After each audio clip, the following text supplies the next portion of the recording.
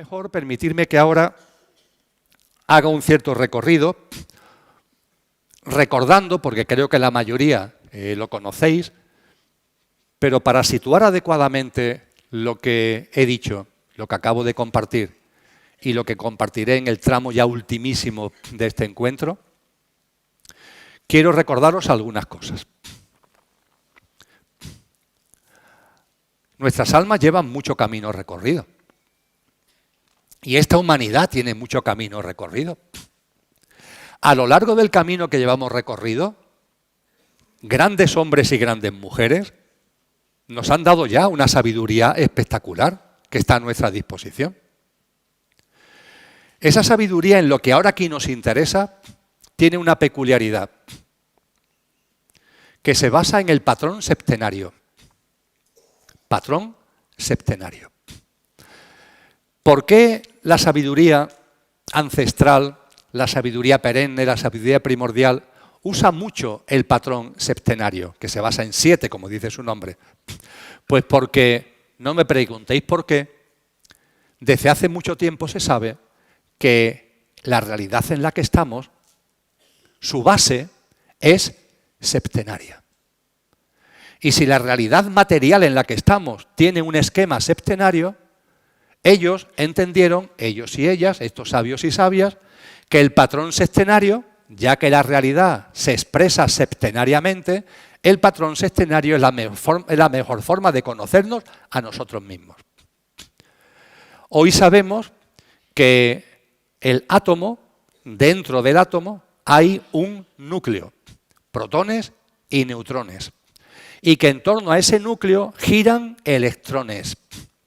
Hay electrones que giran más cerca, electrones que giran más lejos, como si fueran planetas, o que giran más lejos, o que giran más lejos. A esto se llaman los niveles atómicos. Y según los niveles atómicos del átomo, se configura la materia de una forma o de otra. ¿Cuál es el mayor número de niveles atómicos? Se dice estos circulitos que hay en torno al átomo por el que se mueven los electrones. ¿Cuál es el nivel máximo, la rotación máxima? 7. El número máximo de rotaciones posibles sobre el núcleo, como si fueran planetas, es el nivel atómico 7. La materia, en su íntima esencia, se expresa en el patrón septenario del 7. Los átomos se diferencian entre sí en función del nivel atómico de sus electrones. Y el nivel atómico de sus electrones, como mucho, es 7. Hoy sabemos que, además de la materia, hay otras cosas. Por ejemplo, parte de los rayos del Sol que no vemos tienen esa característica que se llaman las ondas de espectro. Y sabemos ya cuánta tipología, cuántas clases de onda de espectro hay. ¿Cuántas son? 7. Hoy ya conocemos la tabla de los elementos químicos, los 118 elementos químicos. Es la denominada tabla periódica de los elementos. Seguro que hemos oído hablar de ella, ¿verdad? ¿Por qué se llama periódica? Porque los elementos químicos se agrupan en periodos, entre comillas, en grupos, entre comillas. ¿Cuál es la estructura, el patrón básico de la tabla periódica de los elementos? 7. Incluso en la música, el patrón fundamental que se sigue, ¿cuál es? La octava musical. Pero la octava no es octava, es un patrón septenario. Do, re, mi, fa, sol, la, si, do. Sí, pero do estaba aquí ya. Este do ya es el comienzo de la siguiente escala. El patrón septenario, amigos y amigas, está en la realidad en la que vivimos, se expresa la realidad en la que vivimos. Por eso, antiguamente, cuando hablaban del conductor y del coche, no podían hablar del conductor y del coche porque no había coches.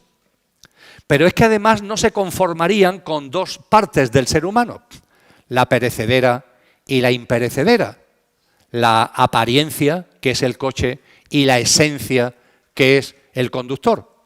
Ellos nos dijeron que el ser humano está constituido de 7 componentes, 7 grandes componentes. 4 son del coche y 3 son del conductor.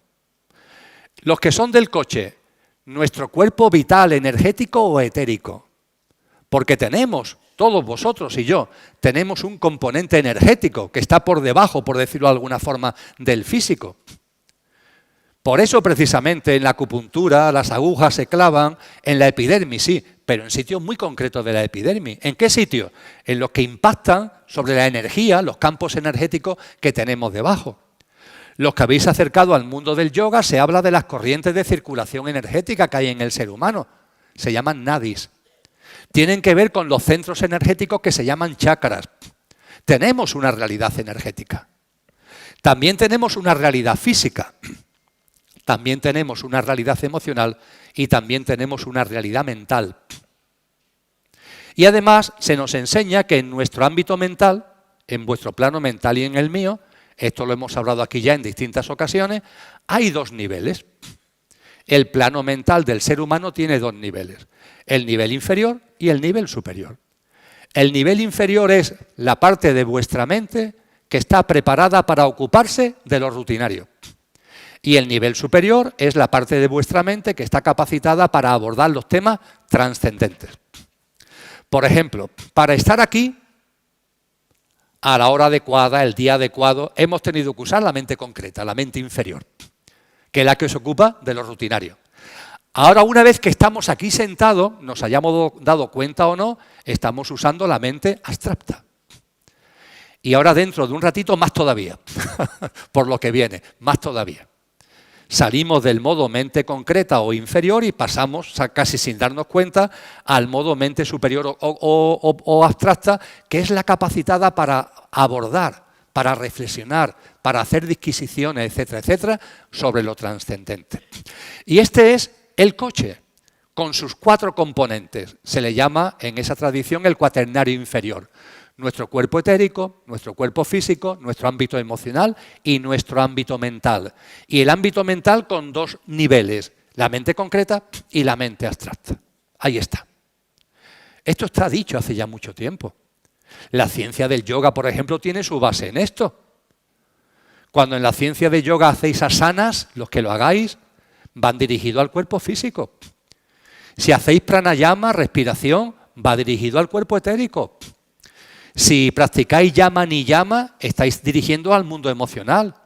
Si hacéis práctica de meditación en sentido amplio, estáis dirigiendo la práctica al mundo mental.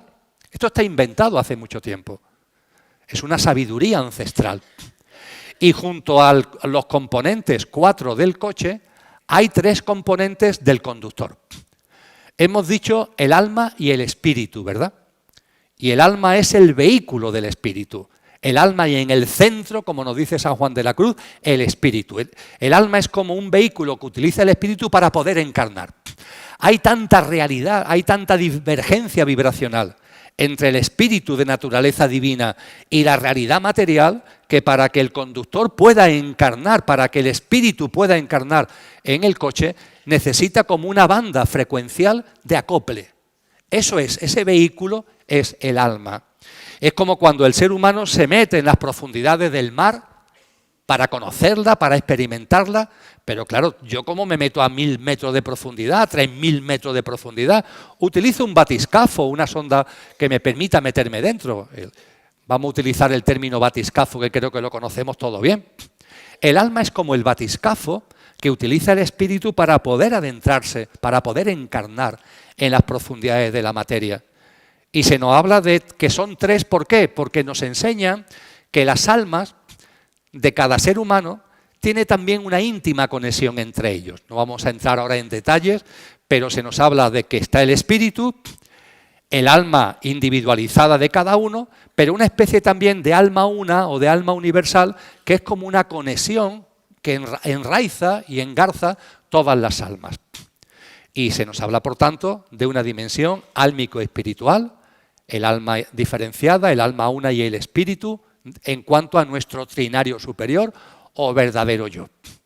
Esta es la forma que desde hace mucho tiempo es la más detallada que tenemos a nuestro alcance. Pablo de Tarso, en sus cartas, nos dice: el ser humano es cuerpo, alma y espíritu. Está muy bien, pero no entra en muchos detalles. Fijaros que aquí el cuerpo, que es el coche, se hablan de 4 cosas. Y en el trinario superior incluso se nos advierte que las almas tienen algún tipo de engarce, con lo que se habla también de una especie de alma universal. Si nos vamos a la filosofía griega, los grandes sabios griegos nos dicen lo mismo, nos decían que el ser humano es cuerpo, psique y neuma, lo mismo que nos enseña la tradición cristiana. Si nos vamos a la Advaita o nos vamos a la Cábala, se habla de 4, de 5 o de 6 componentes. Pero las tradiciones más potentes, más antiguas, nos hablan de 7, la constitución sextenaria del ser humano. Que es estupendo, porque yo me miro a mí mismo y yo sé que en mi coche no es todo uno, sino que tengo distintas partes de mí. Sé que tengo un mundo mental que es distinto del mundo físico. Sé que tengo un mundo físico que es distinto del mundo emocional. Esto es importantísimo. Hay gente que lo olvida. Hay gente que se cree que el coche es todo uno. No, el coche tiene sus partes. Hombre, están interrelacionadas, pero cada cosa es cada cosa. De hecho, como tú tengas un sofocón emocional, por las circunstancias de la vida, eso no se puede sanar, eso no se puede armonizar yendo al gimnasio. En el gimnasio puedes hacer cosas con lo físico, lo emocional, por mucho que hagas pesas. Si hay un dolor por el fallecimiento de un ser querido, por mucho que hagas pesas, tu mundo emocional no se va a sintonizar haciendo pesas, pongamos por caso. Y esta información es maravillosa tenerla. Pero lo estoy sacando a colación porque la constitución sextenaria del ser humano también ha hecho que estas tradiciones nos digan cómo evoluciona la humanidad. La humanidad evoluciona también siguiendo un patrón sextenario. Esto es importante para saber dónde estamos ahora y qué es el surgimiento de la nueva humanidad. La humanidad también evoluciona conforme un patrón sextenario. Y fijaros qué maravilla, nos dice que en el cosmos, que puede haber muchas humanidades o pocas, no lo sé, pero no tenemos por qué ser los únicos. Las humanidades, el contenido de las humanidades, la evolución de las humanidades, no ya de la nuestra, sino de la humanidad como tal, de las humanidades como tal, sigue un patrón sextenario. Nos dice que cuando la humanidad surge, también aquí, lo primero es una humanidad donde el conductor encarna en un coche que solo tiene el componente etérico, solo tiene el componente energético. Lo físico, lo emocional y lo mental, mente concreta y mente abstracta, está latente, pero no patente.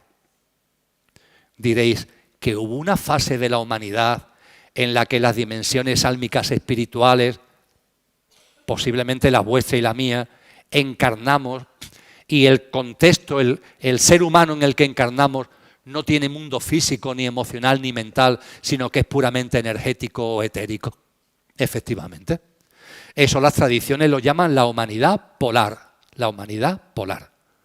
Fue el primer estadio evolutivo. Tiene sentido, porque como lo energético o etérico es como el sostén de todo, tiene sentido que la primera humanidad, aunque lo físico, lo emocional y lo mental, mente concreta y mente abstracta, estuviera ahí latente, pero no se hubiera hecho patente. Se nos dice que la humanidad polar va evolucionando para dar paso a una nueva humanidad. Conforme se va acercando el momento de dar paso a la nueva humanidad, aparece la semilla del siguiente componente que la nueva humanidad va a hacer real, va a hacer patente. Después del físico, ¿cuál es el siguiente componente? Perdón, después del etérico, energético, ¿cuál es el siguiente componente? Lo físico. Y efectivamente la humanidad polar configura nuestro cuerpo etérico, pone la semilla de lo físico, que estaba latente pero no patente, y es la siguiente humanidad, llamada la hiperbórea, la que hace real el cuerpo físico. Con lo que la humanidad hiperbórea tiene ya hecho patente lo etérico y lo físico. Pero lo emocional y lo mental, mente concreta y mente abstracta, no está hecho real, está latente, pero no patente. La humanidad hiperbórea plasma lo etérico, que ya venía de la polar, y lo físico, y pone la semilla de lo que corresponderá a la siguiente. La lemuriana le llamamos aquí, la humanidad lemuriana. ¿Qué es lo siguiente? Lo emocional, el mundo emocional. Y de eso se encarga la humanidad lemuriana, recoge el legado de lo energético y de lo físico y hace real, hace patente la parte emocional del ser humano. A partir de ahí, esa humanidad lemuriana, esa tercera humanidad, tiene que dar paso a una cuarta. La cuarta, ¿qué es lo que tiene que plasmar? Está lo etérico, está lo físico, está lo emocional. Lo que viene ahora es la mente concreta. La mente en su nivel inferior, la mente concreta. De eso se encarga la cuarta humanidad. Esa cuarta humanidad es la que aquí llamamos la Atlántida. La Atlántida, la cuarta humanidad, hace real la dimensión mental en su nivel inferior, en su nivel mente concreta. Y pone la semilla de lo que corresponderá a la siguiente, a la quinta, que es por cierto en la que estamos actualmente. Tras las humanidades polar, hiperbórea, lemuriana y atlante, ahora estamos en la quinta. Y esta quinta humanidad en la que vuestras almas y yo y la mía estamos encarnados, ha recogido todo el legado de lo etérico o energético, que viene de la polar, de lo físico, que viene de la hiperbórea, de lo emocional, que viene de lo lemuriano, de la mente concreta, que viene de la Atlántida, y la Atlántida nos pasó la semilla de lo que hemos plasmado ya, porque esta humanidad ya lo ha hecho, que es la mente abstracta. A cómo se ha plasmado ya la mente abstracta haré referencia dentro de unos poquitos de minutos. Esto más que memorizarlo, lo estoy planteando para que veáis el patrón y para que veáis también lo que viene ahora en el patrón.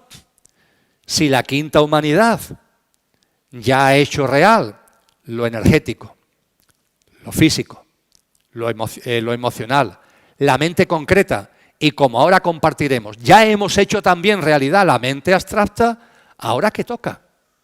Ahora toca dar paso a una nueva humanidad, que será la sexta, donde ya todo lo que tiene que ver con el coche está hecho. Todo lo que tiene que ver con el coche está hecho. Y ahora llegará el momento en que con el coche absolutamente compuesto, tomemos de verdad el mando del coche. Que el coche no sea dirigido por el coche, sino que sea dirigido por el conductor. Y en concreto desde el alma.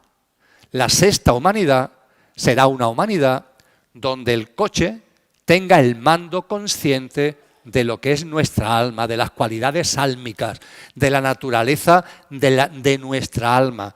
Y se nos dice que esto no será el final, porque el final del proceso evolutivo de la humanidad es cuando llegue la séptima. Volvemos al patrón sextenario. Porque la séptima, la humanidad, ya no es que viva desde el alma, vivirá desde el espíritu. Desde nuestra esencia divina. ¿Hemos escuchado hablar de traer el cielo a la tierra? Eso será la plasmación de traer el cielo a la tierra. En una realidad material viviremos desde nuestra esencia divina. Haremos real lo que, como nadie, ha anunciado Cristo Jesús. Fijaros que Cristo Jesús, cuando le daban nombre, Él nunca aceptó ningún nombre. Lo llamaban de muchas formas y Él hacía oídos sordos. No contestaba, miraba para otro lado o lo negaba. Lo llamaban rey de los judíos. Él no quería saber nada de eso. ¿Cuál fue el apelativo que Él reconoció? El Hijo del Hombre. Yo soy el Hijo del Hombre. Ese apelativo no lo negaba. Yo soy el Hijo del Hombre. ¿Qué es esto del Hijo del Hombre? Cristo nos estaba diciendo que Él estaba viviendo, encarnado hace 2000 años, como vosotros y yo, como la humanidad en su evolución, como fruto, estamos llamados a vivir. Él vivía ya como el fruto, como el hijo del proceso evolutivo humano. Yo estoy viviendo ahora como estáis llamados a vivir en el contexto del proceso evolutivo humano. La séptima humanidad vivirá con los patrones, haciendo suyo por completo todo lo que Cristo Jesús nos mostró. Pero bueno, la sexta humanidad todavía queda un rato, entre comillas. Esto escapa de la línea cronológica, no se puede poner en calendario. Ahora bien, lo que estamos compartiendo es que en estos momentos estamos en una quinta humanidad que ya ha hecho real la mente abstracta y que por tanto le corresponde poner la semilla y prepararse para la nueva humanidad, la sexta, que vivirá desde nuestras características, cualidades y valores álmicos, tomando un mando consciente del coche por primera vez en la historia de la humanidad. Será la primera humanidad, la primera, que ya no vivirá desde el coche, sino que vivirá desde el conductor. Habrá tomado el mando consciente del conductor. Por eso no habrá maldad, por eso no habrá egoísmo, por eso no habrá egocentrismo. Todo eso habrá pasado, nunca mejor dicho, a la historia. Habrá quedado atrás. Porque todas las personas encarnadas en esa nueva humanidad llevarán el mando consciente del coche. Y no serán coches locos, no serán zombies, no serán coches locos. Vivirán desde el mando consciente de lo álmico. Todavía no desde el espíritu, pero ya sí desde las cualidades de nuestra alma. Este recorrido es un recorrido precioso, que es la plasmación de la constitución sextenaria, ya no en el ser humano, sino en la humanidad. Por cierto, os recuerdo, porque alguno veo que lo estáis pensando, que he dicho los nombres de Polar, Hiperbórea, Lemuria, Atlante, y no he dicho el nombre de esta humanidad. Sé que algunos diréis, ¿y esta cómo se llama? Vamos a olvidarnos del nombre de esta humanidad, ¿vale? ¿Por qué? Porque los textos de hace miles de años la llaman Aria. Pero ese término de Aria, en el siglo XX fue sacado de contexto, manipulado, así que la llamamos quinta humanidad y asunto solucionado, ¿vale? Y este proceso es un proceso limpio. Es decir, una humanidad no está llamada a sufrir. Es un proceso limpio, absolutamente limpio, puro. Vamos pasando de fase en fase, células que se van renovando, vamos creciendo. Cada humanidad con sus características, pero en un proceso evolutivo. Y no hay dolor, no hay sufrimiento. Y podemos decir, entonces, ¿aquí qué pasa? Porque aquí sí hay mucho dolor y hay mucho sufrimiento. ¿Qué es lo que pasa aquí? Mirad, nos decían los sabios hace mucho tiempo que en este discurrir evolutivo, que es perfecto, puede ser que haya humanidades en el universo, no lo sé, pero puede ser que haya humanidades que llevan este proceso evolutivo o lo hayan hecho ya de una forma limpia, de una forma natural, repito, sin dolor, sin sufrimiento. Y entonces a nosotros, ¿qué nos pasa? Los sabios nos decían, hay un momento álgido en este proceso. Fijaros, un ser humano que tiene la dimensión conductor en un cuerpo etérico.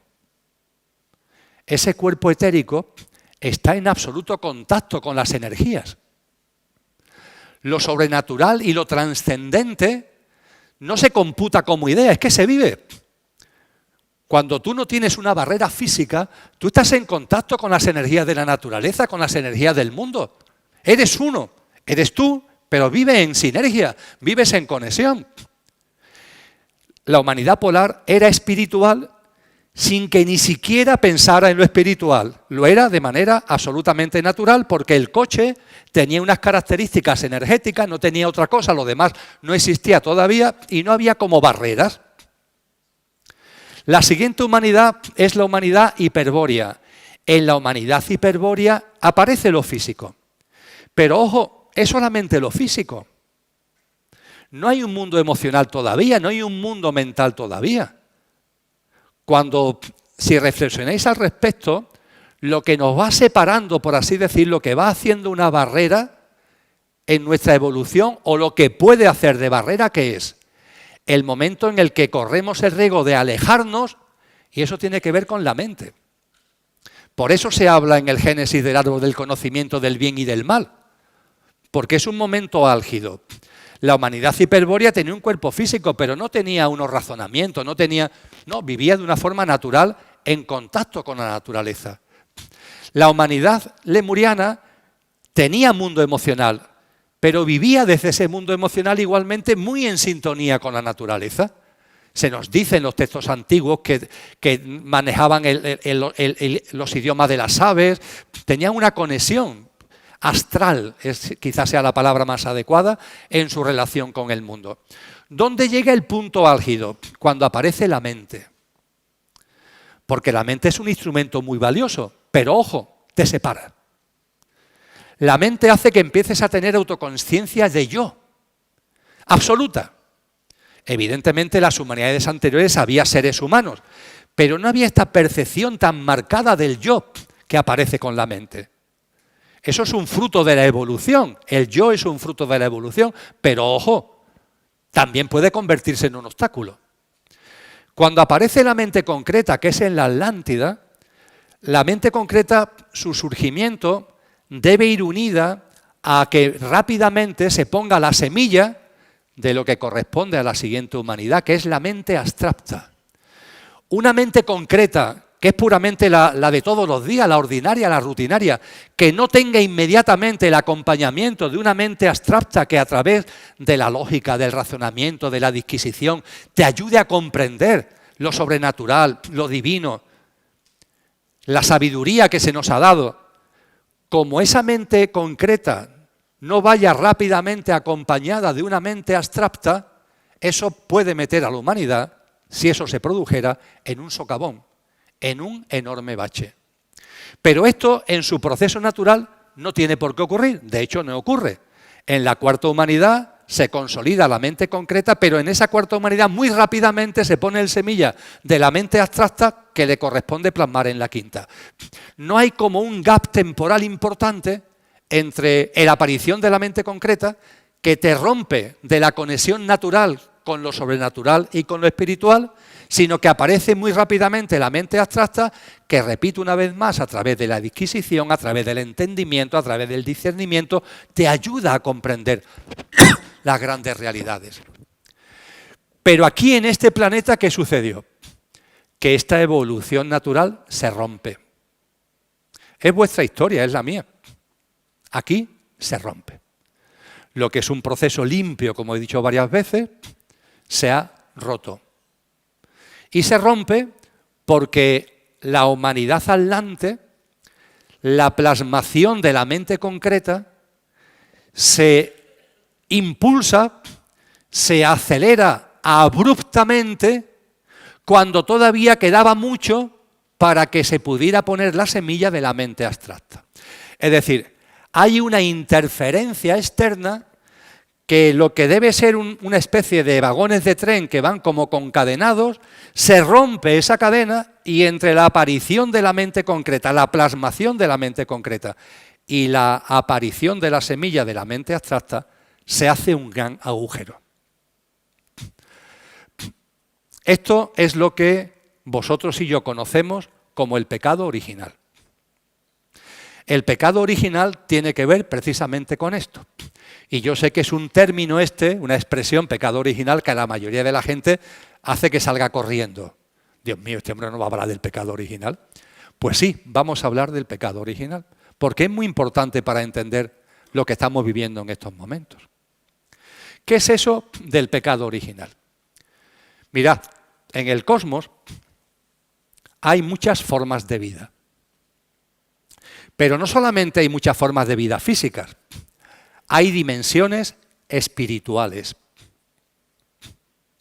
Los ángeles existen. Los arcángeles existen. Si seguimos utilizando la terminología cristiana, los principados, las virtudes, las potestades, los tronos, los querubines, los serafines, existen. Estos son nombres que nos hemos puesto nosotros. Pero hay otras dimensiones en el universo, de mayor frecuencia vibracional, que son habitadas por seres cuya constitución tiene que ver con esa frecuencia vibracional.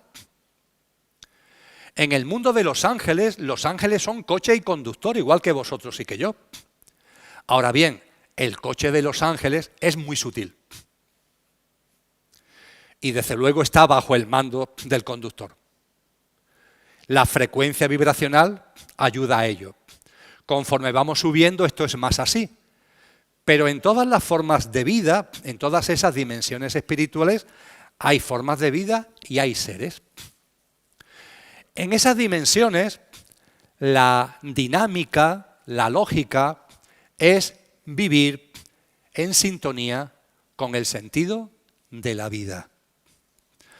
Nos dicen los antiguos, aquello que no tiene origen es origen de todo lo originado. Al ser origen de todo lo originado se encuentra presente e inmanente en todo lo originado, también en ti, también en mí, nuestra divinal esencia. Pero como aquello que no tiene origen es origen de todo lo originado tiene un mismo impulso, tiene un mismo principio primordial que lo impulsa. Es lo que los orientales llaman el Tao, el principio primordial que todo lo impulsa. La vida en el universo, en el cosmos, tiene un sentido. Y ese sentido está lleno de amor. Las enseñanzas de Cristo al respecto son fundamentales.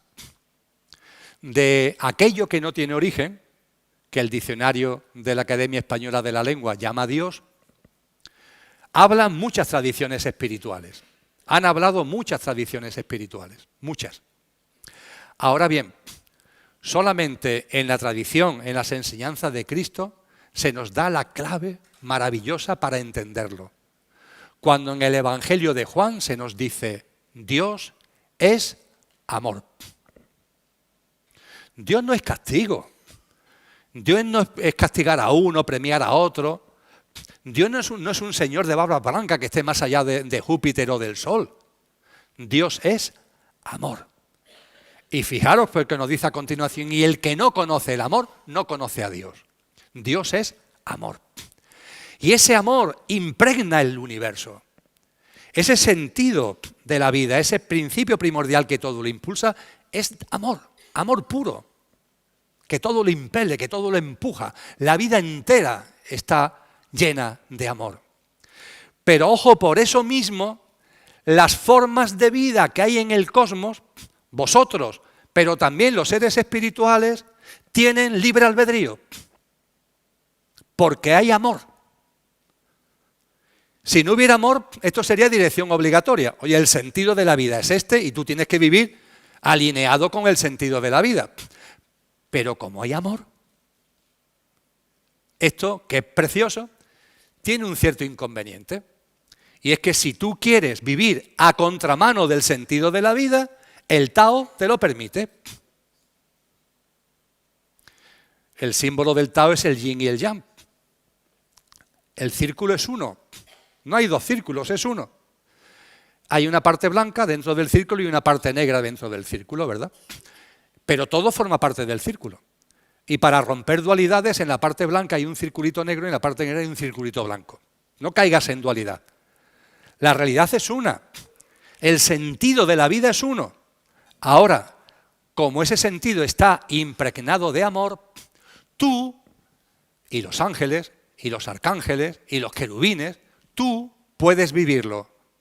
Tú puedes vivir alineado con el sentido de la vida o a contramano del sentido de la vida. Esto es precioso. Y vosotros y yo tenemos esa libertad para vivir alineados, en sintonía, en armonía con el sentido de la vida. Vivir alineados con el sentido de la vida es reverenciarla en todas sus manifestaciones. Es alabar a aquello que lo ha creado, que es Dios, el Padre. Vivir alineado con el sentido de la vida es vivir en consistencia con la que la vida es, respetándola, haciéndola nuestra, cuidándola, cuidando a todas las formas de vida porque todos formamos parte de la misma vida. Pero ojo, podemos vivir a contramano de la vida. ¿Y vivir a contramano de la vida qué es lo que significa? Pues que lo importante no es la vida, eres tú. ¿Y ese tú qué es? El coche. Porque el conductor no puede olvidarse de lo que es. El conductor es álmico espiritual. El conductor tiene la divinal esencia. Es imposible que la divinal esencia sea parte del sentido de la vida. Cuando hay un apartamiento del sentido de la vida, significa que estás viviendo en modo coche. Cuando a Galileo Galilei la Inquisición le mete mano porque decía que la Tierra no es el centro del universo. Se desdijo y lo pusieron en libertad. Ah, perdón, me he equivocado. Claro que sí, la Tierra es el centro del universo y todo lo demás se mueve en torno a la Tierra. Él sabía que no, lo había dicho, la Tierra se mueve en torno al Sol, la Tierra se mueve en el espacio, la Tierra no está quieta y es el centro del universo. Hombre, pero como lo iban a matar en tortura, el hombre dijo, me he equivocado. Tenéis razón, señores inquisidores, me he equivocado. La Tierra no se mueve. Se dice que cuando ya pasaron muchos años y estaba en el lecho de muerte y se iba a morir de enfermedad, ya de mayor, y ya por tanto no lo podían matar porque se iba a morir, dijo aquello famoso de Epur si mueve, y sin embargo se mueve. Claro que se mueve, ¿no? ¿Cómo no se va a mover la Tierra? La Tierra no es el centro del universo. Estoy diciendo esto y veo en vosotros y en vosotras muchas sonrisas. La Tierra es el centro del universo. Qué locura, ¿verdad? Bueno, pues hoy nadie, que yo sepa, nadie sostiene que la Tierra sea el centro del universo. Ahora, personas que piensan que ellas sí son el centro del universo, así. Así. La Tierra no, pero yo sí, ¿eh? Yo sí. Yo sí. Yo y los míos sí, ¿eh? Sí, nos reímos, pero esto es una gran verdad. Esta es una forma metafórica de decir muy bien lo que es vivir a contramano de la vida. Tú no estás al servicio de la vida, sino al servicio de una entelequia que has creado ahí, en tu obsesión por ti mismo, por tu parte perecedera para colmo, que llamas tu yo, que es tu coche. Esto en inglés tiene una expresión preciosa. Me, myself and I. Yo y yo. Y ya os digo, en el colmo de generosidad, yo y los míos. Eso es vivir a contramano del sentido de la vida. Y a contramano del sentido de la vida no solamente se puede vivir en una dimensión como esta, sino en cualquier punto del universo. Y diréis, ¿cómo es posible que los seres espirituales se puedan poner a contramano de la vida? ¿Cómo es eso posible? ¿Es posible que un ángel, es posible que seres celestiales, entre comillas, se pongan en su libre albedrío en contra del sentido de la vida? Pues las tradiciones espirituales, todas nos dicen que sí. Todas nos dicen que hay seres espirituales, son espirituales porque su cuerpo su forma es espiritual, que se han puesto a contramano de la vida. ¿Y cómo un ser espiritual se puede poner a contramano de la vida si no tiene una densidad física, emocional? Por la última frontera de la espiritualidad, que aquí, en distinta escala, podemos percibir. ¿Cuál es la última frontera de la espiritualidad? La soberbia, el orgullo, el engreimiento. A lo largo de la historia de la humanidad, y ahora eso lo tenemos delante, porque personas que evolucionan espiritualmente llegan a esa última frontera y sucumben. Se lo creen, se creen que son no sé qué. Y se ponen por encima. Yo aquí no estoy por encima porque esté por encima, estoy por encima para que me veáis, no hay otro motivo. Yo estoy con vosotros ahí abajo, faltaría más. Yo no me pongo arriba. Hay personas que en el ámbito espiritual van creyéndoselo y creyéndoselo y creyéndoselo, y ese engreimiento lo aparta de lo espiritual. Siempre ha habido casos, y lo hay en la actualidad. Gente que empieza ya a mirar a los demás por encima del hombro, es que yo soy el maestro, es que yo soy la maestra, no te acerques a mí, no me vayas a contaminar, me tienes que tratar con un respeto, llámame, no me llames por mi nombre, me tienes que dar este tratamiento porque yo soy no sé qué. Ojo con esto, porque en nuestra pequeña escala es la manifestación de que la espiritualidad, vamos avanzando en ella y hay una última barrera, una última frontera que es la soberbia.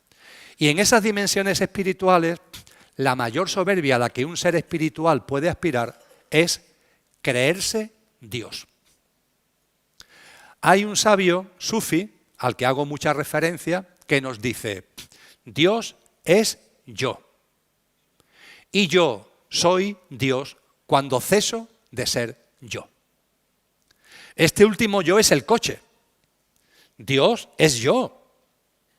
Aquí está encarnada la divinal esencia. Y yo, para vivir con la divinidad que soy, ¿qué es lo que tengo que hacer? Cesar de vivir desde el coche. El coche tiene que estar bajo el mando consciente del conductor. Dios es yo y yo soy Dios cuando ceso de identificarme con mi pequeño yo, con mi mundo egoico, dejo de creer que soy el centro, etcétera, etcétera, y entonces se produce la conjunción perfecta. La vuelta al hogar, por decirlo de alguna manera, a la que todos estamos llamados como el hijo pródigo de la parábola de Jesús. Pero ojo, el engreimiento sumo, es decir, Dios es yo y yo soy Dios. No sin cesar de ser yo, sino siendo yo, hombre. Yo soy Dios. Los seres espirituales tienen, por la última frontera, que es la soberbia, la posibilidad, en su libre albedrío, de ponerse contramano de la vida, creyendo que pueden ser Dios sin cesar de ser ellos. Y esto es lo que nos enseñan las tradiciones que ocurre, que ha ocurrido. Nos hablan de un querubín, es uno de los grados más altos. Un querubín que es como el que encabeza ese engreimiento.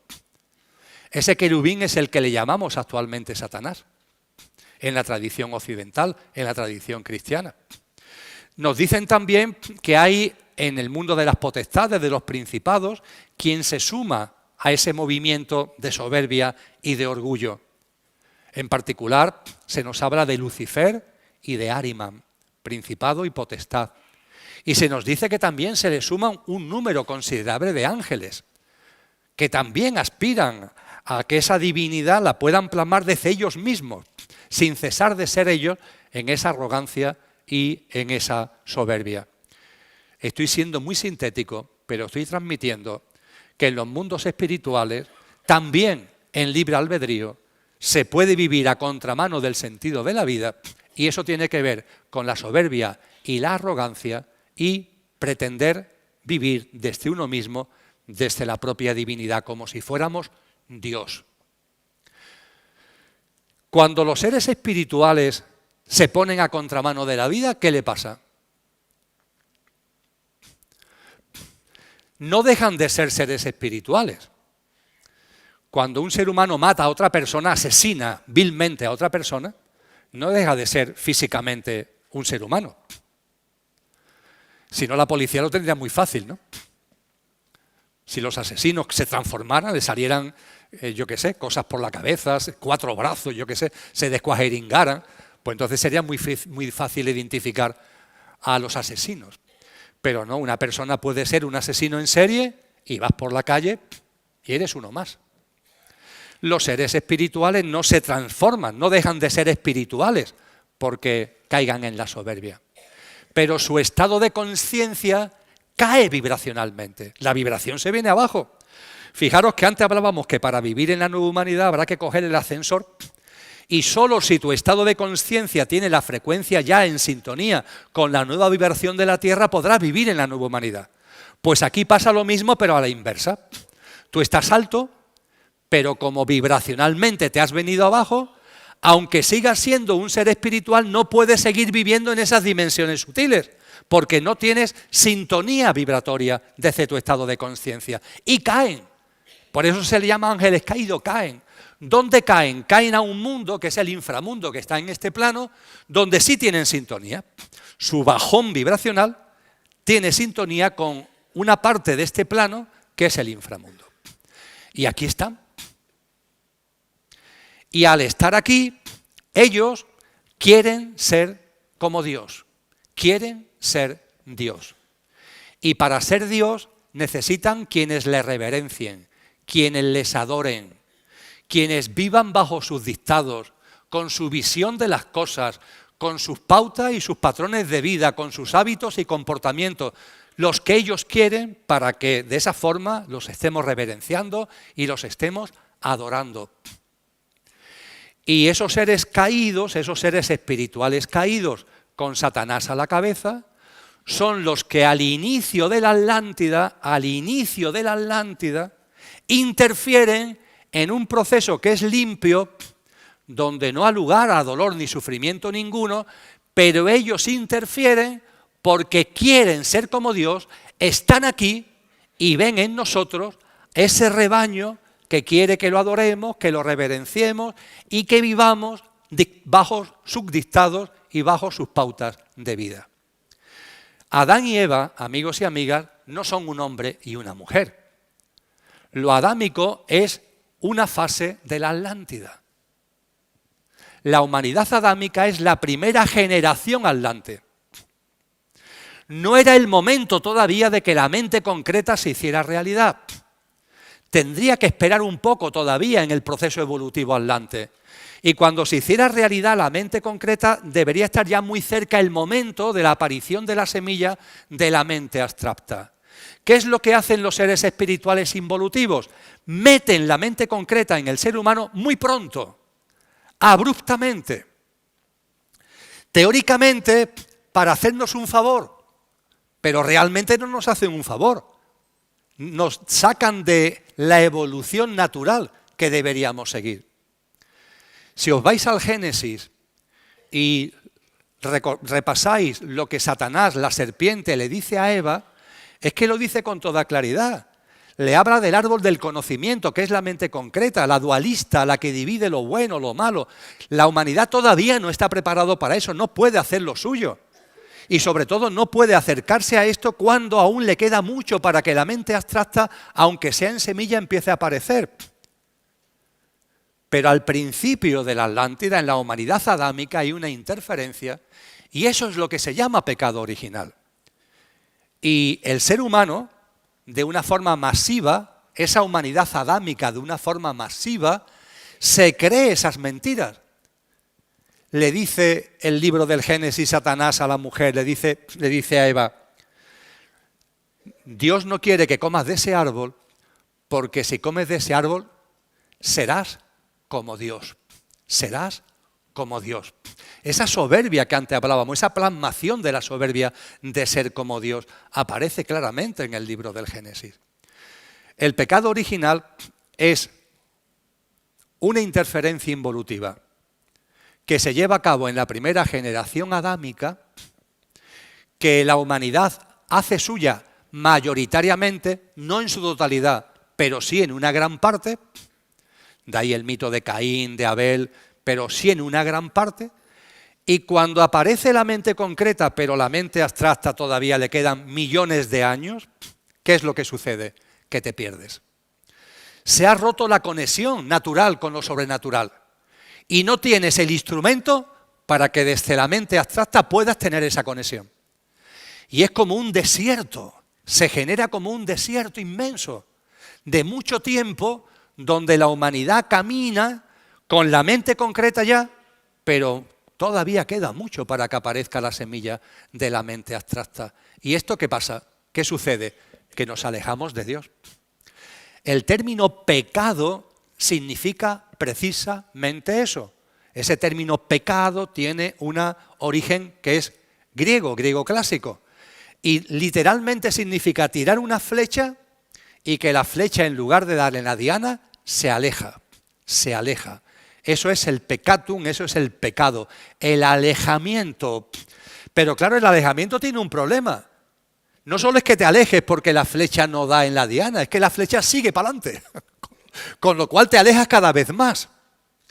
Eso significa que ya no solamente la primera generación adelante, sino las que fueron viniendo después, fueron en una dinámica donde mayoritariamente el alejamiento fue cada vez mayor, cada vez mayor. ¿Por qué se le llama pecado? Porque es alejamiento de lo divino, de lo sobrenatural. ¿Por qué se le llama original? Porque es el alejamiento de los alejamientos. Todos los demás alejamientos tienen como consecuencia ese alejamiento primario. ¿Y por qué pasa de padres a hijos? Algo que en las religiones dogmatizadas cuesta mucho trabajo explicar. ¿Yo qué tengo que ver con lo que hicieron mis abuelos? No. Es que eso de padres a hijos es una metáfora porque se te está diciendo que tú, desde lo que realmente eres, te has alejado, has participado de ese alejamiento. Porque nuestras almas no es la primera vez que encarnan. Claro, si tú niegas la reencarnación, esto es imposible de entender. Pero es que nuestras almas no es la primera vez que encarnan, llevan muchas encarnaciones. Encarnamos muchas veces en la Atlántida. Y vuestra alma y la mía hemos participado de ese pecado original. Nos hemos alejado de la divinidad. En ese desierto que tuvimos que atravesar por esa interferencia involutiva, nos hemos despistado por completo. Y esto hay que reconocerlo. No tenemos que desgarrarnos las vestiduras, nos hemos alejado. Las cosas que estamos viviendo y hemos vivido como historia humana es simplemente la prueba del 9 de que no estamos en sintonía con lo que deberíamos estar en sintonía, con la vida, con lo divino, con lo sobrenatural. Estamos alejados, muy alejados. Y ante esto, ¿qué es lo que nos enseñan los textos sagrados? Voy a expresarme coloquialmente, muy coloquialmente. Ante esto, ¿qué es lo que hace Dios? Dios no es un señor de barba blanca que esté ahí pensando lo que hace. Me estoy expresando coloquialmente. El Tao, ante este tipo de cosas, ¿cómo responde? Diría que, desde un punto de vista de los atributos que le damos a la divinidad, se dice que la divinidad es justa. La justicia. La justicia en el mundo del cosmos es la relación causa-efecto. Eso es la justicia. Lo que también se llama karma. Eso es la justicia. Tú eres responsable de tus actos. Ya está. Y tus actos tienen consecuencias. Ya está. Si son actos de alta vibración, las consecuencias serán de alta vibración. Si son actos de baja vibración, las consecuencias serán de baja vibración. Esto es la justicia. Cada uno es responsable de su vida al 100%. Y cada cosa que tú haces tiene consecuencias. Depende de la frecuencia vibracional de lo que hagas, así será la consecuencia, de mayor o menor frecuencia vibracional. Eso es el principio divino de la justicia que se materializa en el cosmos a través de ese principio hermético que es el principio de causa y efecto. Con lo que desde el principio de causa y efecto, sigo expresándome coloquialmente, muchacho, muchacha, tú te has alejado, paga las consecuencias, ya está. Las consecuencias que tú has creado, tú mismo, venga, para adelante. Esa sería la aplicación de la justicia. Pero claro, también se nos dice que Dios es misericordioso. Es un atributo que se le ha dado la misericordia. Y si es misericordioso, si la divinidad tiene como uno de sus atributos la misericordia, tiene que haber un perdón. Pero claro, si aplico la misericordia, me estoy saliendo de la justicia. Pero si aplico la justicia tal cual, no estoy siendo misericordioso.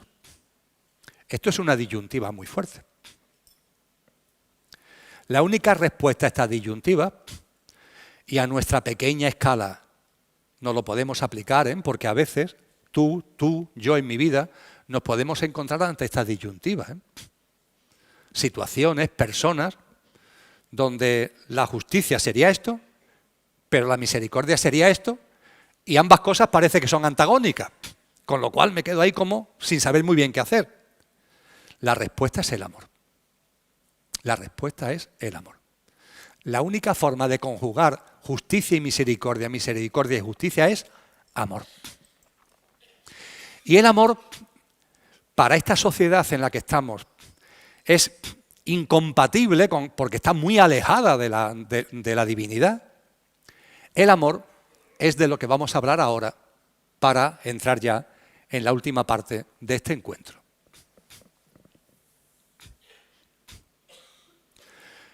Con el pecado original, ¿qué es lo que se pierde? Una humanidad que evolucionaba de forma natural. en los textos cristianos se lo describe diciendo que era una humanidad que evolucionaba de manera perfecta. Una humanidad perfecta. Paso a paso, constitución sextenaria, patrón sextenario, una evolución. Se pierde un ser humano perfecto. A partir de ahí, para aplicar la misericordia y la justicia desde el amor, hace falta un acto de amor para que haya una vida perfecta que se ofrece como rescate de la vida perfecta que se ha perdido. La palabra rescate la conocemos todos, ¿no? Hay un secuestro y se pide un rescate. El valor del rescate tiene que ir en consonancia con el valor de lo que se ha secuestrado y se va a devolver. Cuenta la historia que en las controversias de las cruzadas los musulmanes atraparon al rey de Francia, San Luis, rey de Francia. Y el musulmán, el Saladino creo que se llamaba, pidió un rescate inmenso, claro, porque era el rey de Francia. Tanto es así que el Estado francés, la corona francesa, no tenía dinero suficiente y el Temple, los templarios, pagaron el rescate inmenso del rey de Francia. ¿Por qué era inmenso el rescate? Porque lo que había que rescatar tenía mucho valor. Lo entendemos, ¿verdad? Aquí, amigos y amigas, estamos hablando de un escenario donde hay que rescatar lo que se ha perdido. Y lo que se ha perdido es una vida perfecta. Lo que se pierde con el pecado original es una vida perfecta. Y para ello se tiene que dar como rescate una vida perfecta. Esa es la conjunción de la misericordia y de la justicia en clave de amor. ¿Y de dónde diantre sale aquí que nos hemos alejado de una vida perfecta? ¿Dónde hay alguien que pueda ofrecer su vida siendo claro y evidente que es una vida perfecta y que se ofrece por amor claramente, sin necesidad ninguna per se, sino puramente por amor? ¿De dónde se saca eso? Se nos dice en todas las tradiciones que aquello que no tiene origen origina todo lo originado a través de su vibración. En astrofísica se le llama la fluctuación del vacío que da origen a la inflación cósmica, que es el preámbulo del Big Bang. En las tradiciones orientales se habla de la emanación, de la vibración, que desde lo divino es una fuerza creadora que es lo que permite que aquello que no tiene origen origine todo lo originado. En la tradición cristiana se le llama verbo. Y se dice en el Evangelio de Juan: al principio fue el verbo. Y el verbo era Dios y el verbo estaba con Dios. Es su propia vibración, es la vibración de aquello que no tiene origen. También lo podemos llamar la vibración pura y primigenia. El nombre es lo de menos. Es la propia vibración de aquello que no tiene origen y que origina todo lo originado a través de esa vibración. Esto no se puede entender, lo que voy a decir ahora, si no nos vamos a las tradiciones más antiguas. Por ejemplo, en el hinduismo. El hinduismo nos dice que todas las fuerzas cósmicas tienen dos posibles dimensiones: nirguna y saguna. Saguna y nirguna. ¿Qué significa eso de saguna y de nirguna? Las fuerzas cósmicas son impersonales, nirguna. No tienen ningún tipo de plasmación, entre comillas, personal. No tienen ningún tipo de encarnación, son fuerzas. Y no digamos ya el verbo de donde todo sale, la fluctuación que todo lo origina. Eso es una fuerza impersonal. En término hinduista, nirguna. Pero se nos dice en el hinduismo que todo lo que es nirguna puede tener una plasmación saguna. Es decir, que esas fuerzas tienen la capacidad de hacerse reales, de plasmarse personalmente. Esto es lo que se nos dice en el Evangelio de Juan, si seguís un poquito más adelante, porque se nos dice al principio, como decía hace un momento, al principio fue el verbo. Y el verbo era Dios. Y el verbo estaba en Dios. Pero si seguimos leyendo un poquito, ¿qué nos dice? Y el verbo se hizo carne y habitó entre nosotros. El principio es nirguna. El verbo al principio fue el verbo era Dios, el verbo estaba con Dios. Eso es la dimensión nirguna del verbo. Pero después se nos dice, y el verbo se hizo carne y habitó entre nosotros.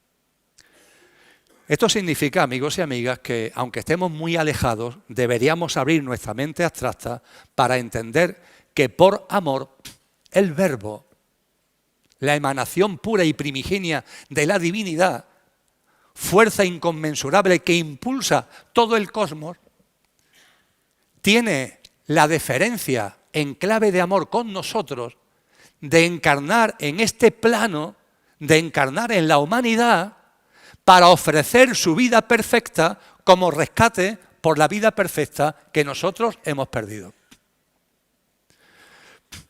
Puedo decirlo de otra forma, de forma más amable.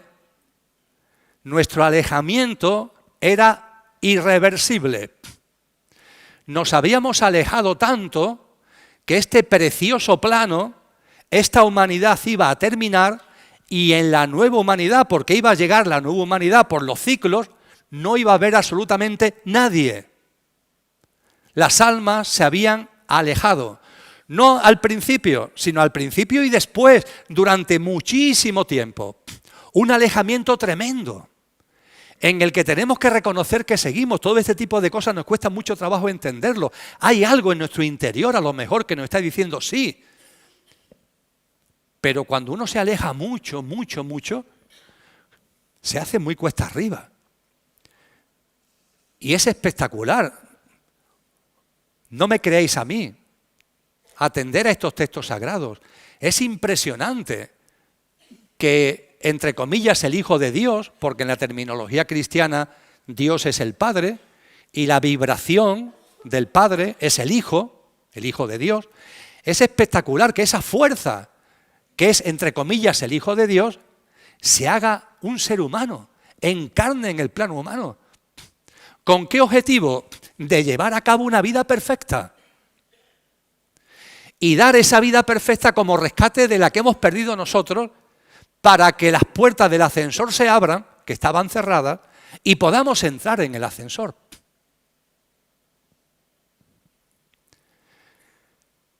Y este rescate tenía un precio muy alto, ¿eh? Dar una vida perfecta. No me extraña que cuando Jesús de Nazaret, una enorme alma, la más esplendorosa que ha encarnado jamás en la historia de la humanidad, está en condiciones de recibir esa fuerza crística, de que esa fuerza crística se encarne en él. Es lo que en los evangelios cristianos se narra en el bautizo del río Jordán. Es el momento simbólico en el que en esa gran alma que había plasmado todo su potencial, tenía 29 años, ¡plaf! Es el marco adecuado, es la persona adecuada, el alma adecuada para que lo crístico por fin pueda encarnar. Inmediatamente después, ¿qué hace Cristo Jesús? Antes de comenzar su vida pública, que dura 3 años y poco, ¿qué hace? Se va al desierto, 40 días y 40 noches, para prepararse para la vida que va a llevar después de enseñanza, etcétera, etcétera. Y finalmente de pasión y de muerte física. Él lo sabía perfectamente desde el principio. Y se retira durante 40 días para prepararse para todo ello. Y nos narran 3 de los evangelios, no 1, sino 3, cómo estando en el desierto se le presenta a Satanás. En persona. ¿Qué intenta Satanás? Satanás hace un desesperado intento de nublar a Cristo Jesús, de confundir a Cristo Jesús. Porque sabe que como no lo confunda y Cristo Jesús plasme la misión que ha traído, va a abrir las puertas del rescate, va a posibilitar lo que ya Satanás daba por hecho que estaba conseguido, el atrapar a la humanidad y que cuando aparezca el nuevo ciclo humano ni una sola alma esté en disposición por su estado de conciencia de disfrutar de ese nuevo ciclo humano. Y Satanás hace un desesperado intento, son las famosas tentaciones. Os recuerdo una porque es muy llamativa. Dicen los evangelios que Satanás hace que Cristo Jesús vea todos los poderes y riquezas que hay en el planeta. Y le dice Satanás a Cristo Jesús, todos estos poderes, todas estas riquezas serán tuyos si te postras ante mí.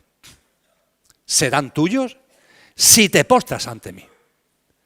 Su afán de ser como Dios, si te postras ante mí, todos estos poderes y riquezas serán tuyos.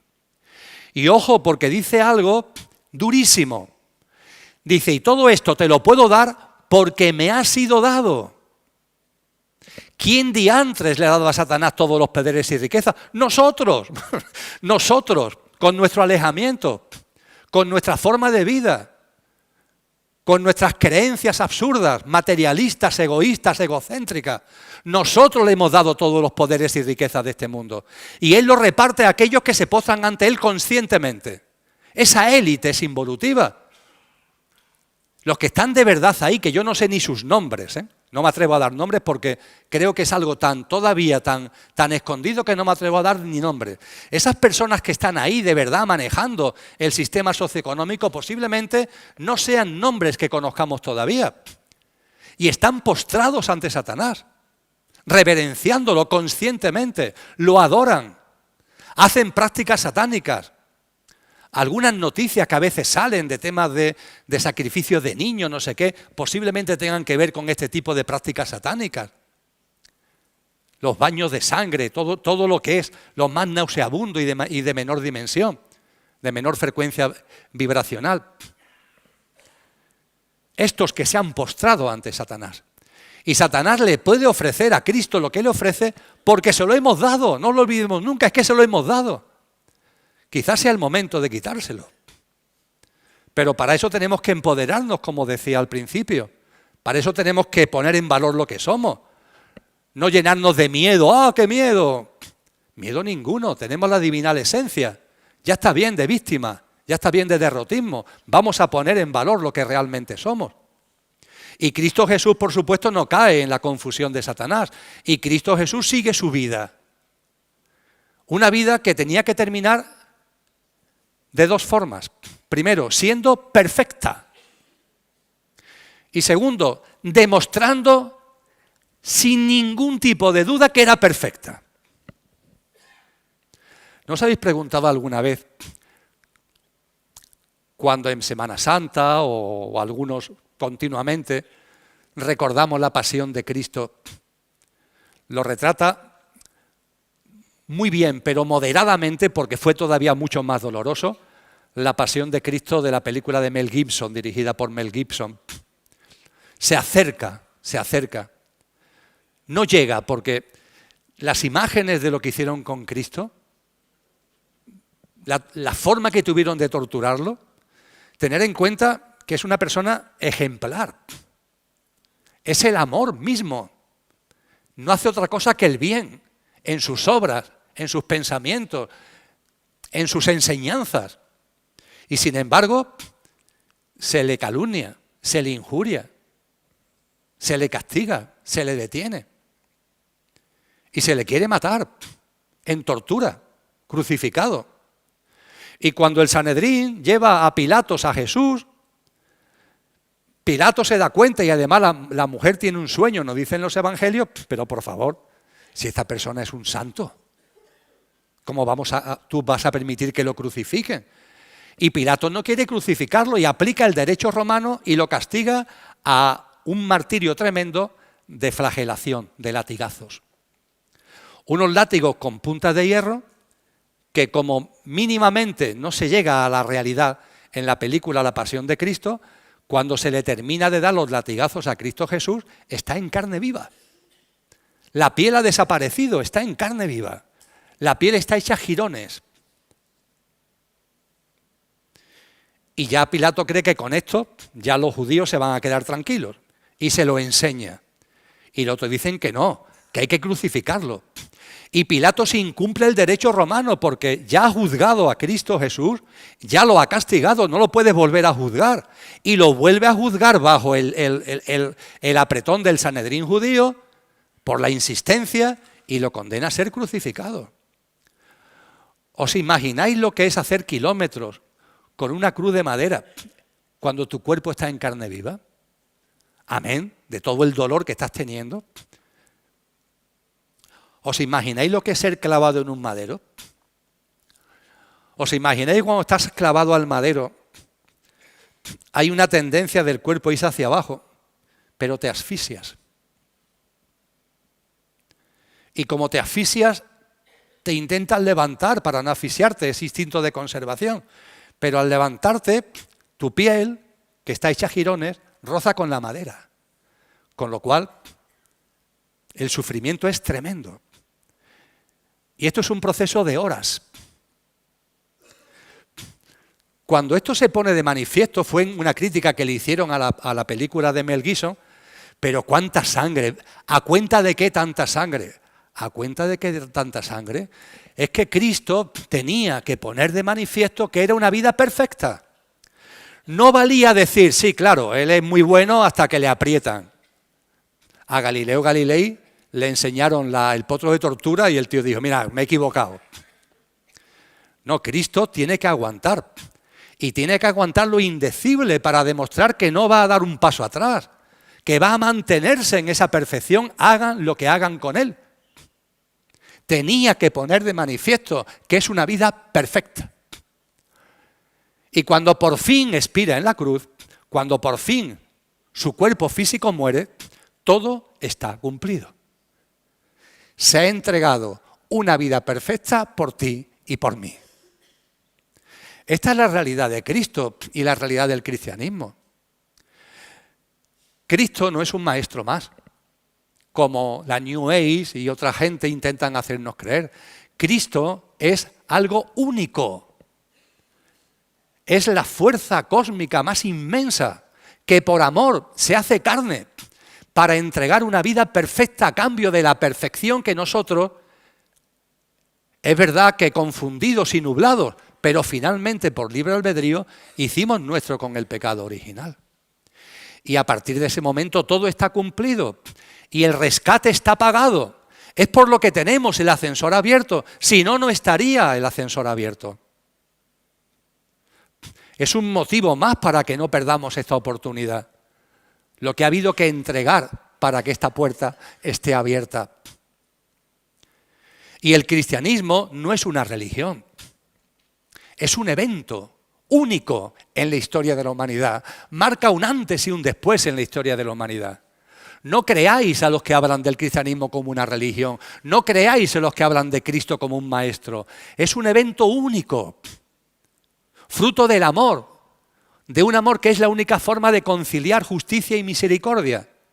Y que ha abierto las puertas del rescate. Y ciertamente, amigos y amigas, y vamos ya concluyendo, para que eso fuera posible, hizo falta que muchas almas grandes, que no se habían alejado, que se habían mantenido ahí, no eran muchas, pero habían evolucionado mucho, también se pusieran a disposición.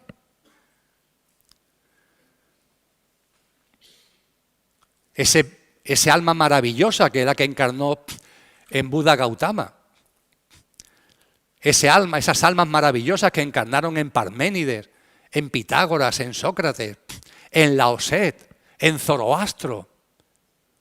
Un conjunto de almas que entre el siglo VI y el siglo I-II antes de Cristo encarnan para preparar el terreno. Están preparando el terreno, están configurando las condiciones de conciencia. Gracias a ello la mente abstracta se abre en la humanidad. Es lo que en filosofía se llama la era axial, el momento en el que estos grandes personajes traen algo nuevo a la conciencia humana. La mente abstracta que se abre. Esas personas que nos enseñan a utilizar la disquisición, la reflexión, la lógica, el discernimiento para acercarnos a lo sobrenatural. Esto que estamos hablando aquí no sería posible si no fuera gracias a ellos.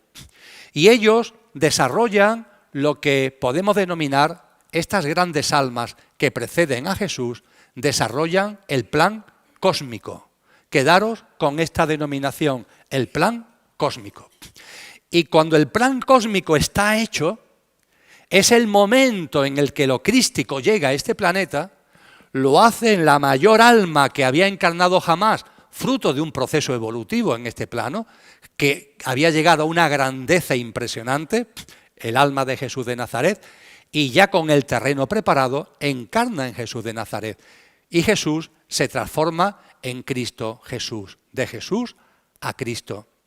Y lo que hemos compartido acerca de la encarnación de Cristo, de la encarnación del Verbo, lo que son sus enseñanzas y lo que es el rescate, es el plan de salvación. Y el plan cósmico va de la mano del plan de salvación y es el preámbulo del plan de salvación.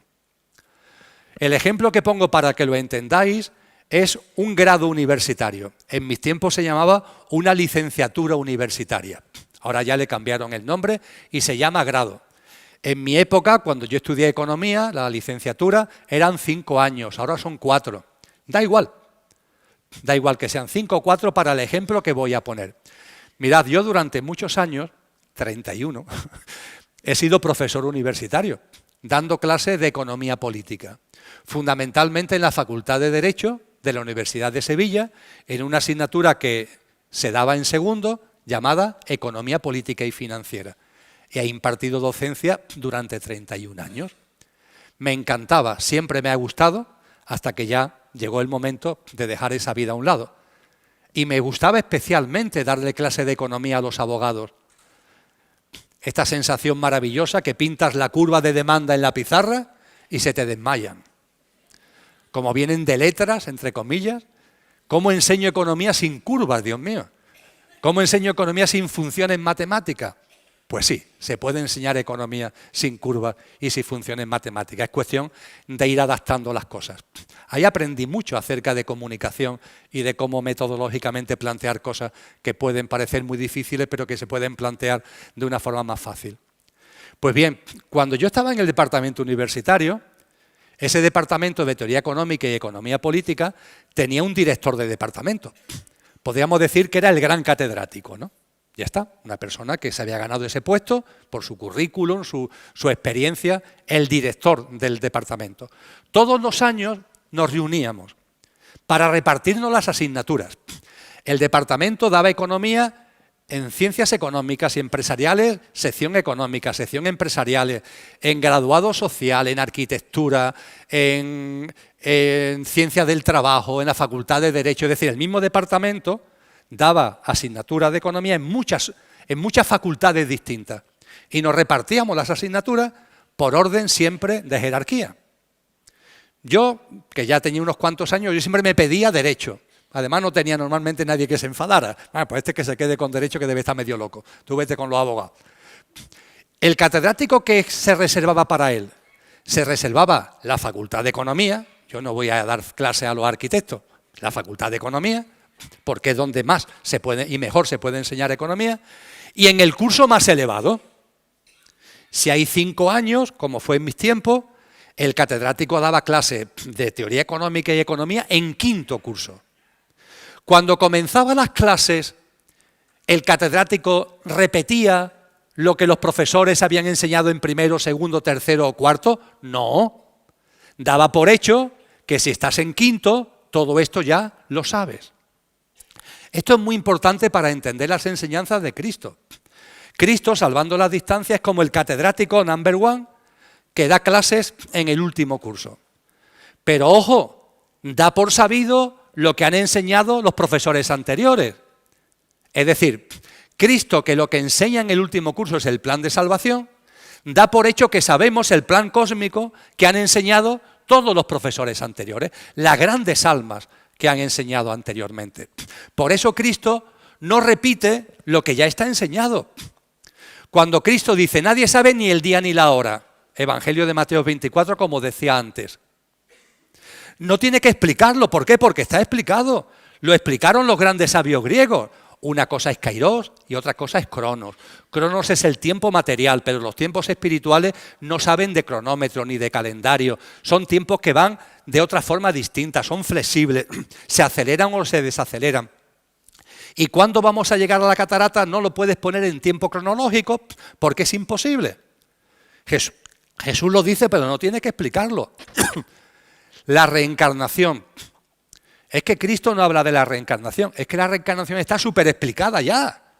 Ha habido ya muchos profesores que nos han hablado de la reencarnación durante los cursos anteriores. Ahora bien, él lo pone de manifiesto.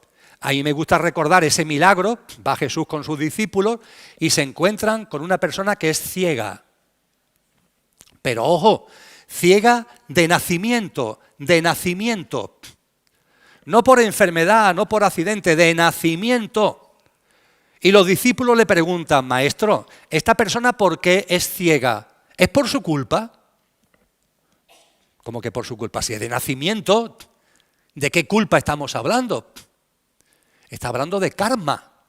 Los discípulos le están diciendo, ¿esta persona es ciega por su karma? Es decir, ¿es ciega en esta vida porque está, entre comillas, plasmando por causa y efecto cosas de vidas anteriores? Que le preguntan por el karma de esa persona que es ciega de nacimiento. Pero la respuesta de Jesús es preciosa, porque le dice, no, no es por su karma, es por su dharma. Teoría pura de la reencarnación. Le dice, no, no, no es por su culpa. Él ha elegido nacer así para dar testimonio de la divinidad.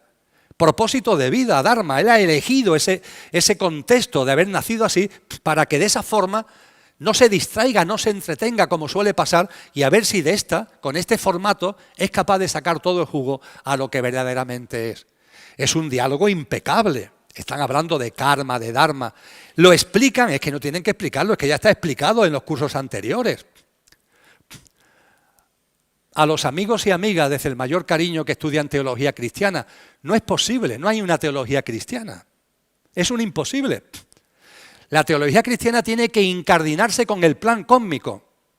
Y por cierto, el plan cósmico no tiene posibilidad de entenderse si no es con su complemento del catedrático número 1 en el último curso, que es el plan de salvación. Si no, el plan cósmico se te queda cojo. Va todo de la mano. Es una preparación del terreno álmico, es algo maravilloso y todo para que las puertas del rescate estén abiertas para ti y para mí. Una vida perfecta, que tuvo que demostrar fehacientemente que por mucho que lo torturaran, por mucho que lo martirizaran, por mucho que le hicieran todo tipo de atrocidades, no iba a dar marcha atrás. Una vida perfecta. Porque se trataba de pagar el rescate por la vida perfecta que nosotros desde el pecado original y cada vez más hemos ido perdiendo. Pues bien, amigos y amigas, aquí estamos. Nadie sabe ni el día ni la hora, pero hay una fragancia de que el ascensor tiene las puertas abiertas y quizás no le quede mucho para subir. Y estamos todos invitados. Ahora bien, la invitación tenemos que ganárnoslas cada uno. Nada de lo que tiene que ver con este mundo está invitado. Nada. Por favor, tenedlo muy en cuenta, nada. Ni el egoísmo, ni el egocentrismo, ni el materialismo, ni el economicismo, ni el antropocentrismo, ni el especismo, ni todos los ismos, ni la deshumanización, ni la desnaturalización. Nada de eso está invitado. Nada de eso puede entrar en el ascensor. Nada. Tú sí estás invitado. Yo también estoy invitado. Todos estamos invitados. Pero se trata de que esa invitación la hagamos real. Y amigos y amigas, tenemos que nacer de nuevo. Es el mensaje más importante que nos da Cristo. Esta Navidad satánica que acabamos de conmemorar, ¿qué es satánica? Cristo, Jesús de Nazaret, no nace en invierno.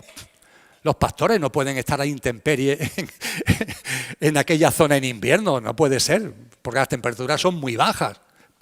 Todos los datos apuntan que nació entre junio y octubre. Pero es que lo de menos es cuando nace Jesús de Nazaret. Lo importante de la enseñanza de Jesús es la natividad. Esa natividad que Él nos dice, nos reclama, nos convoca. Tenéis que nacer de nuevo.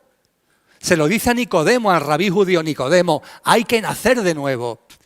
Y Nicodemo le pregunta despistado, ¿pero yo cómo puedo volver al vientre de mi madre?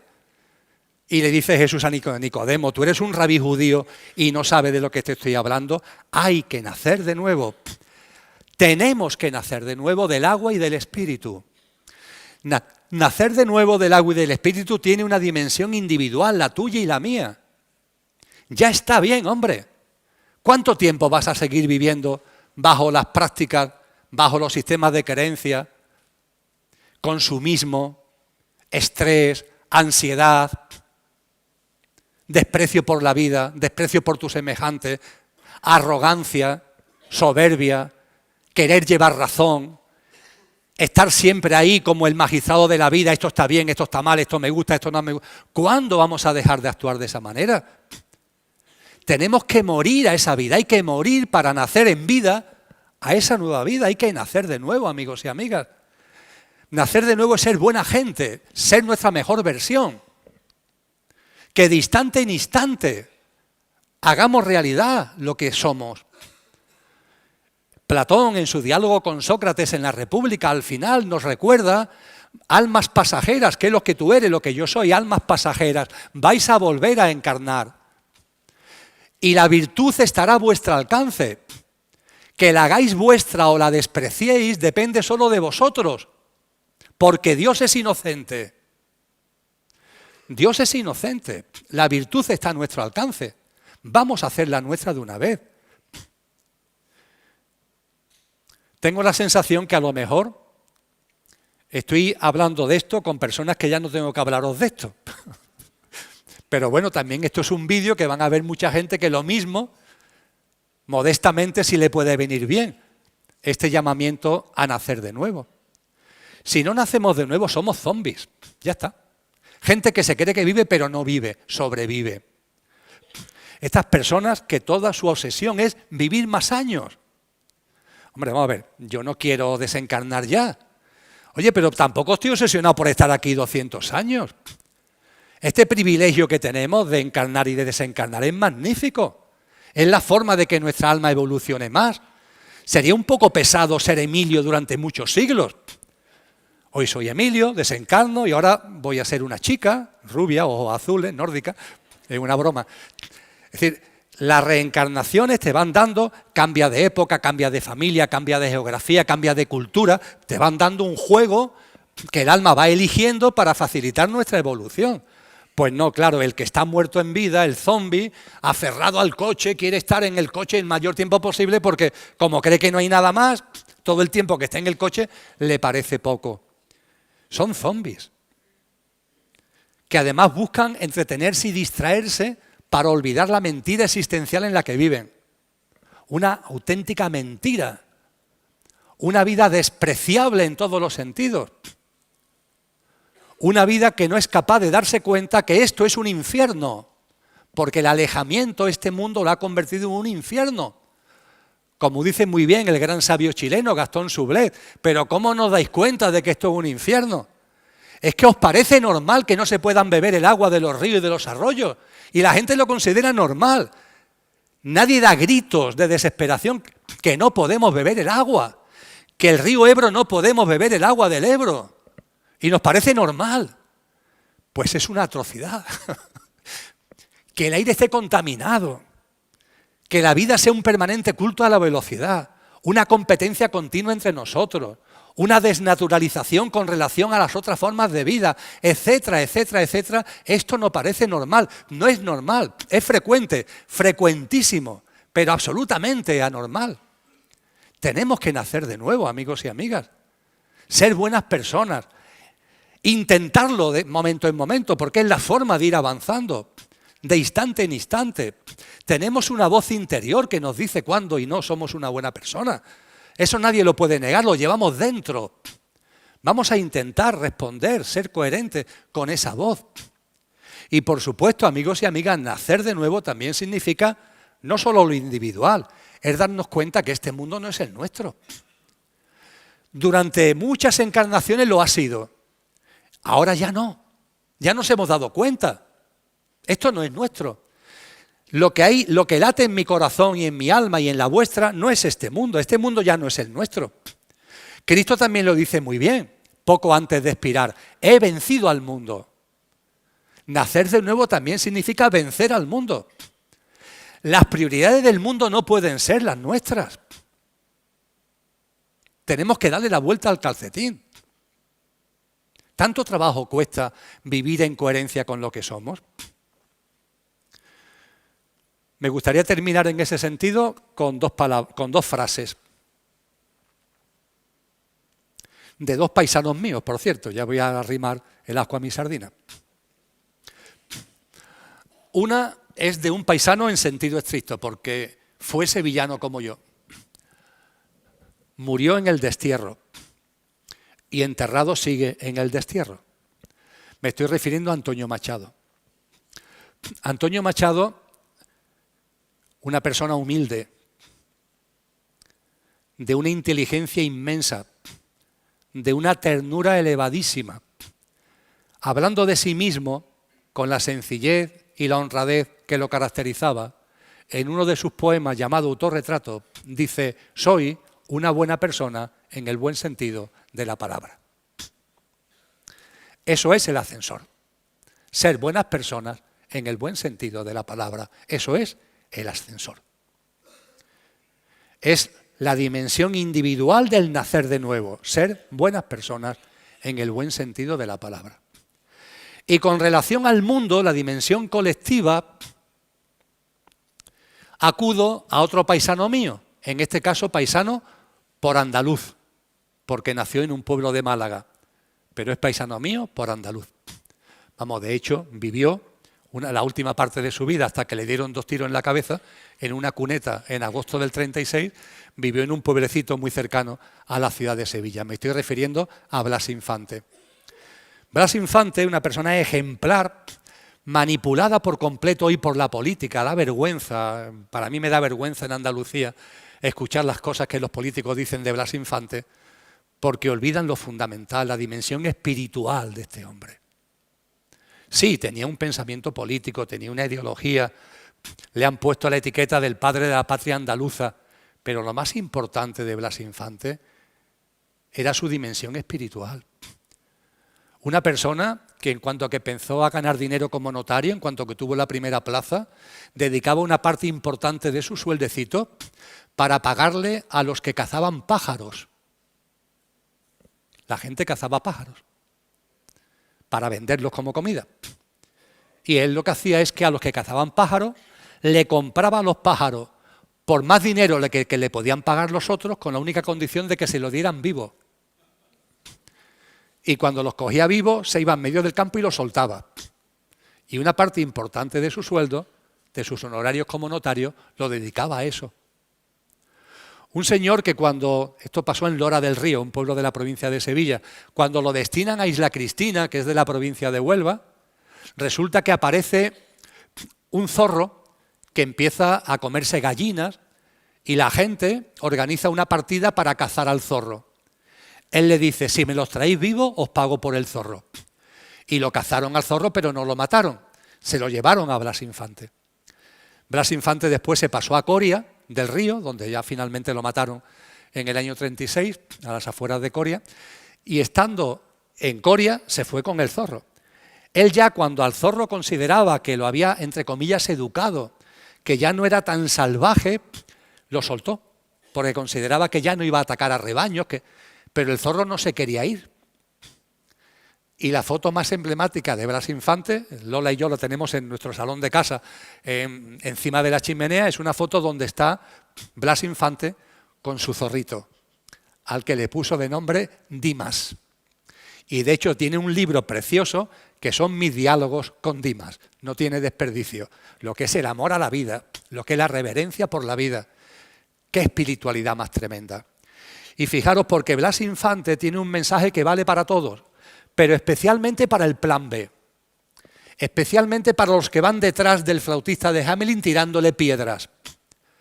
Porque Blas Infante dice en un momento concreto de su vida, dirigiéndose a una serie de gente: si vuestra revolución no es la del espíritu, quedaros con vuestra revolución. Si vuestra revolución no es la del espíritu, quedaros con vuestra revolución. Porque el espíritu es el único revolucionario verdadero. El espíritu es el único revolucionario verdadero. amigos y amigas, vamos a hacer la reevolución de una vez. Ahí está el ascensor. Para que tenga las puertas abiertas, ha habido que llevar a cabo un acto de amor inconcebible para esta sociedad que ha matado a Dios y que vive tan alejada de lo que realmente es. Pero es un acto de amor esplendoroso y único. Ahí están ellos metiendo la pata, nublando, confundiendo, pero toda la jerarquía celestial evolutiva está con nosotros. Los ángeles están con nosotros. Tú y yo y tú tenemos un ángel que nos guarda. Encomendaros a él, a hablar con él, pedirle apoyo a él. Por favor, no caigáis en el egocentrismo. No es tu ángel de la guarda. Olvídate de eso, por favor. Es un ángel que te guarda, que es muy distinto. No es tu ángel de la guarda. Hasta en esto somos egocéntricos. Es un ángel que te guarda. Por cierto, te guarda a ti y a más gente, ¿eh? No eres el único. Cada ángel se basta para muchos de nosotros. Pero todos tenemos un ángel que nos guarda. Tenemos con nosotros viva un alma permanentemente en contacto y en conexión, que es el alma que por su evolución espiritual, por su inocencia absoluta, estuvo en condiciones de encarnar a Jesús de Nazaret. Me estoy refiriendo a María. Sin pecado concebida. ¿Qué es esto de pecado sin pecado concebida? Es un alma que no vivió el pecado original. Que María sea sin pecado concebido no significa que sus padres, Ana y Joaquín creo que se llamaban, no tuvieran relaciones sexuales. No, es que el alma, ella, era un alma sin pecado concebida porque no había encarnado. Es un grupito de almas, no fueron muchas, que encarnaron en la humanidad polar y no habían vuelto a encarnar. Y vuelve a encarnar con una pureza. Esa pureza que nos transmite si nos acercamos de verdad a la figura de María. No cuando la dogmatizamos, sino la de verdad. Esa figura de María que está aquí, apareciéndose continuamente. En las apariciones marianas hay de todo. Las hay, vamos a llamarlas así, que son falsas, pero las hay verdaderas. Verbigracia, Garabandal para mí es una aparición absolutamente verdadera, por mucho que el Vaticano ahora la haya puesto en solfa. Y María se está apareciendo hace mucho tiempo. Y María se está apareciendo para hacernos llegar de que estamos llegando a este momento en donde el horizonte del inicio de la nueva humanidad está ahí. Y María está a nuestra disposición como madre, que siendo madre de Cristo, también es madre nuestra, acudir a María. Yo no digo que recéis el rosario, hablar con ella, pedirle protección, pedirle apoyo. Pero por favor, no para que os toque la lotería espiritual. Si alguno tiene duda de que tiene él, tú, yo, tenemos fuerza más que suficiente por nuestra divinal esencia para vivir lo que van a ser estos años y lo que vendrá después, cuando el nuevo orden mundial sea una realidad, cuando el triunfo de la bestia sea una realidad, que no tengamos miedo, que lo vivamos con confianza, con alegría, con compasión. Y si alguno tiene duda, que tire de su ángel que le guarda, que tire, entre comillas, perdonadme la expresión de María, que estamos muy bien acompañados, que tenemos la jerarquía celestial con nosotros, que si Cristo ha sido capaz de llevar este acto de amor tan inmenso, como cuando está llegando el momento del día de Ilorache no vamos a tener ese acompañamiento privilegiado, siempre lógicamente que nos abramos a Él. Y la mejor forma, y concluyo, y concluimos, muchos lo sabéis, como todos los años, la mejor forma de entrar por la puerta grande en ese ascensor es ternura y alegría. Y como la alegría es enormemente importante, vamos a terminar, querida Carmen, con la canción de la alegría. Muchísimas gracias.